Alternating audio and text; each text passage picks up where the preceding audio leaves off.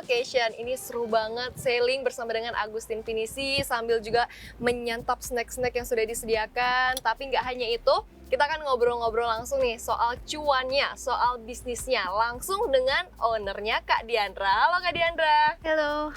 Oke Kak Diandra, ini diceritain dong Kak awal mulanya seperti apa gitu ya. Kak Diandra ini kan perempuan muda gitu, terus kayak kok bisa-bisanya kepikiran punya bisnis kapal pinisi kayak gini?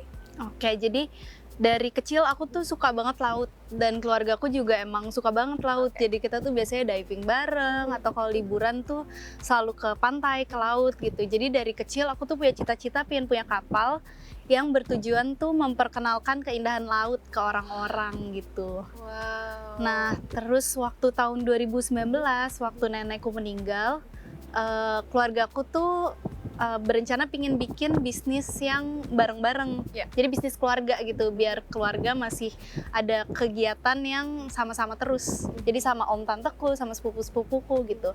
Akhirnya kita bikin kapal namanya Agustin Pinisi, itu namanya om aku. Oh, oke. Gitu. Jadi ala-ala Moana ya Kak ya? Hmm. Kayak Moana Lumayan. gitu, seru banget. Ini Kak Diandra memang asal dari mana Kak? Aku dari Jakarta. Oh dari Jakarta. Papaku Padang, mamaku Surabaya, cuman aku dari lahir di Jakarta. Nah Agustin Pinisi ini sudah berlayar kemana aja nih Kak? Kita di Pulau Seribu. Jadi tahun 2019 kita mulai bikin di Tanah Beru. Tahun 2020 jadi berlayar dari Tanah Beru ke Jakarta. Terus kita berlayarnya di sekitar Pulau Seribu. Wah seru banget ya. Dada dulu. Wah ini kita dari tadi melihat banyak kapal-kapal juga. Itu didadain dulu. Oh didadain. Ah. Kalau di laut biasanya kita emang agak-agak SKSD. Oh gitu. Kalau ada kapal papasan pasti dada-dada. Oh gitu. Wah iya ya. Nah Kak Diandra, biasanya Agustin Pinisi ini disewa itu untuk apa saja sih Kak? Jadi kita waktu awalnya bikin kapal ini kan emang tujuannya buat di Labuan Bajo. Iya. Tapi ternyata COVID dan lockdown kan waktu itu Labuan Bajo tutup bandaranya. Akhirnya kita bawa ke Jakarta. Kita cobain marketnya di Jakarta. Waktu itu belum banyak kapal pinisi di sini. Dan ternyata oke. Nah waktu di Labuan Bajo kan kita bikinnya untuk live on boards. Jadi untuk nginep overnight gitu. Tapi karena kita bawanya ke Jakarta, akhirnya kita menyesuaikan juga sama orang-orang di Jakarta, gaya hidupnya. Nah di Jakarta kan orang-orangnya lebih sibuk ya, susah. Kalau nginep tuh susah gitu. Akhirnya kita bikin day trips juga. Jadi berangkat pagi, pulang malam. Nah tapi setelah itu ada juga misalkan ibu-ibu yang pengen foto-foto, nggak mau berlayar jauh-jauh, takut, tapi pengen naik kapal. Akhirnya kita bikin juga paket-paket 4 jam aja. Oh gitu, jadi ada paket-paketnya itu, range paketnya berapa sih Kak? Dari berapa sampai berapa? Supaya ini pemirsa CNBC yang pengen juga punya pengalaman atau punya foto gitu ya, ada di kapal pinisi ini tuh dari berapa sih Kak? Kalau kita brunch tuh 20 juta, sunset 25, one day trip 30, nginep 1 malam 45, dan nginep 2 malam tuh 78 juta. Oke. Dicatat ya itu, jadi range-nya dari 20 sampai 48 juta ya? 78. 78 juta. Kalau lupa bisa lihat juga di website-nya ada lengkap. Oke. Nah, Kak Diandra selama membangun bisnis kapal pinisi ini ya, berarti udah berjalan 2 tahun ya Kak ya? 2 tahun. 2 tahun berjalan operasional. 2 tahun operasionalnya. Ini tantangannya apa aja sih Kak? Kan pasti ada beberapa, oke kita passion, kita suka gitu ya. Tapi kadang ada di tengah-tengah jalan tuh ada aja yang kita hadapin gitu ya. Ada nggak sih Kak cerita-cerita kayak gitu? Kalau tantangan buat aku pribadi kan aku masih baru mulai merintis ya. Untuk segi bisnis baru mulai, apalagi bisnis pariwisata juga sebelumnya belum pernah gitu. Jadi kita jalan sambil belajar, apalagi kita masuknya ke Jakarta yang bisa dibilang kapal bentuk kayak gini tuh belum ada gitu sebelumnya. Kalau di Labuan Bajo kan udah terbentuk sistemnya, perizinannya, segala macamnya. Nah kalau di sini kita mau kasih harga aja waktu pertama kali datang tuh belum ada patokannya, belum ada pembandingnya, dan perizinannya juga kita masih sambil belajar karena belum ada juga, karena belum ada kapal wisata bentuknya kayak gini kan. Cuman karena kita ngerjainnya sama-sama, waktu itu kan sama-sama keluargaku lagi lockdown, kita ngerjain berembuk sama-sama dan diskusi gitu, jadi seru waktu itu. Oke, jadi meskipun ada hambatannya, karena suka tetap dijalanin dan tetap seru ya Kak ya selama prosesnya itu. Nah Kak, selama ini ya udah ada berapa sih Kak yang nyewa? Biasanya nyewa untuk apa? Untuk birthday kah? Atau untuk apa gitu Kak? Untuk meeting? Kita tuh paling banyak birthday sih, kayaknya hampir semua tamu yang Oh, naik gitu. tuh lagi ulang tahun. Mhm. Biasanya kalau ulang tahun kan kita kasih kue gitu. Mhm. Selain ulang tahun, banyak juga bachelorette trips gitu, Mhm. anniversary atau proposal juga Iya. banyak. Oh, romantis Jadi biasanya ya. laki-lakinya hubungin kita dulu Oh, nih, gitu. kita mau propose, minta siapin ini gitu. Buat yang nyari ide untuk untuk propose tunangannya, pacarnya, bisa di sini ya Kak ya? Mm-mm. Terus sekarang banyak juga corporate outings, jadi bisa meeting atau emang gathering aja di kapal ke pulau gitu.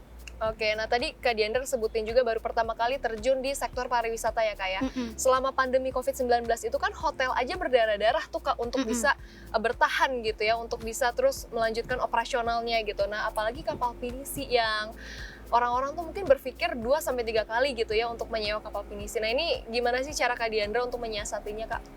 Waktu COVID, orang-orang Jakarta kan nggak bisa keluar kota ya. Iya. Waktu itu kita ke Bandung aja nggak bisa gitu kan. Betul. Apalagi naik pesawat, susah banget. Jadi waktu itu kita justru menjual diri kita waktu pertama kali datang sebagai intimate dan private holiday gitu.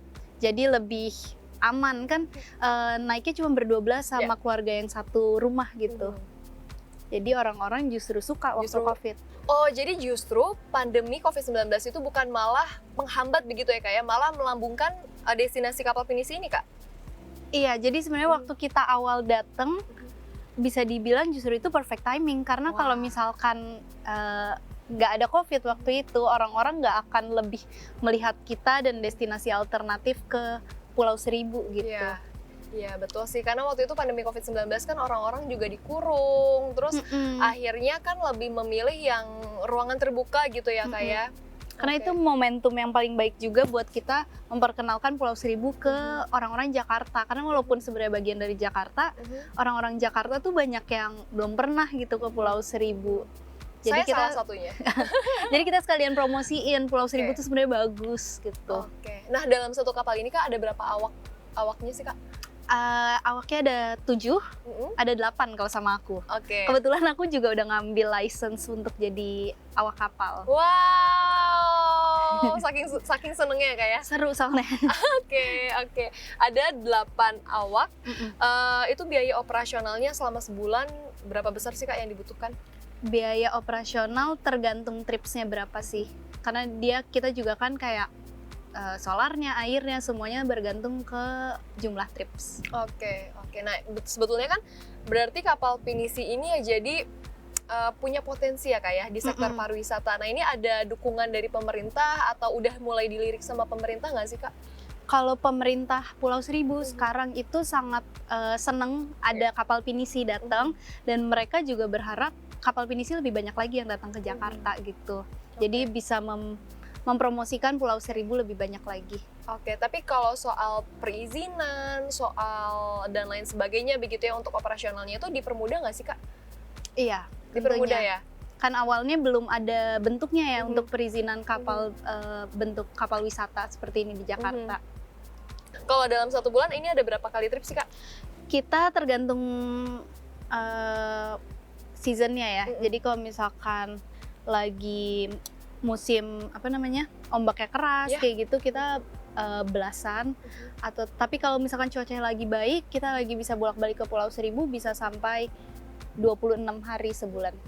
Wow, sibuk ya Kak kalau misalnya lagi musim-musimnya berlayar gitu ya.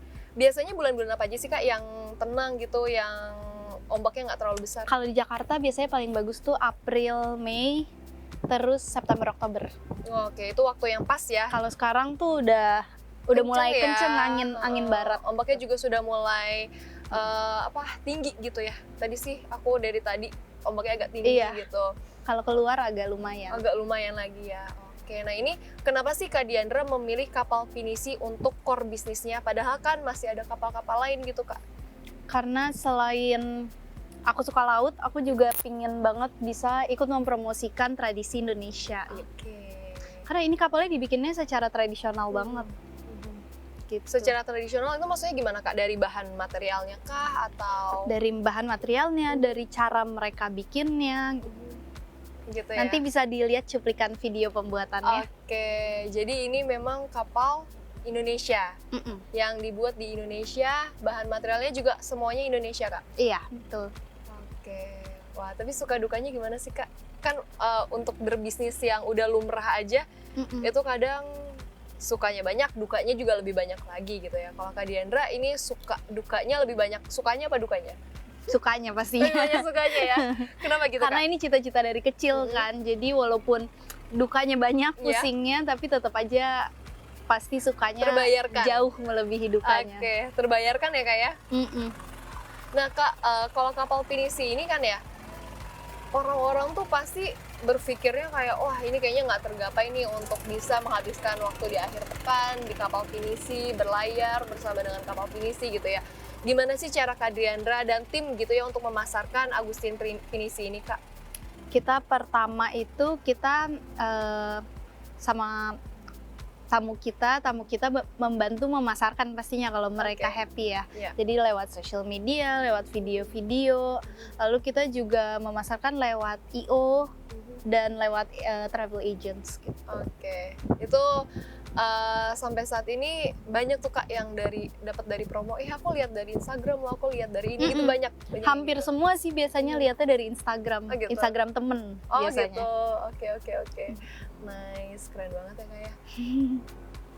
Seru banget. Ini selain ke Pulau Seribu, sempat berlayar ke tempat-tempat lain lagi nggak sih Kak? Enggak, kita berlayarnya khusus di area Pulau Seribu aja. Oke. Tapi pulaunya yang kita datengin beda-beda. Oke. Nah Kak, juga kan kalau Kepulauan Seribu itu banyak olahraga sport waternya juga gitu kan ya.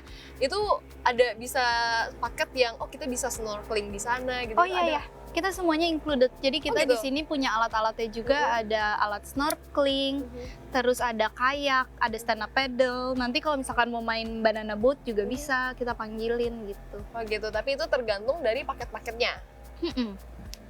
Oke, wah ini seru banget ya. Kalau ini kan di depan kita sudah tersaji snack-snack, smoothiesnya enak banget, wangi pizzanya juga enak banget.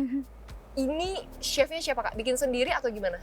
Iya, kita semuanya bikin sendiri. Semuanya Jadi kita bikin ada sendiri? chefnya ada 2 orang Oke. gitu. Oke, nah ini kan kalau dari tadi Kak Diandra ngomong soal, oh ya ini kan kita lagi di Jakarta nih, jadi targetnya kebanyakan orang-orang Jakarta.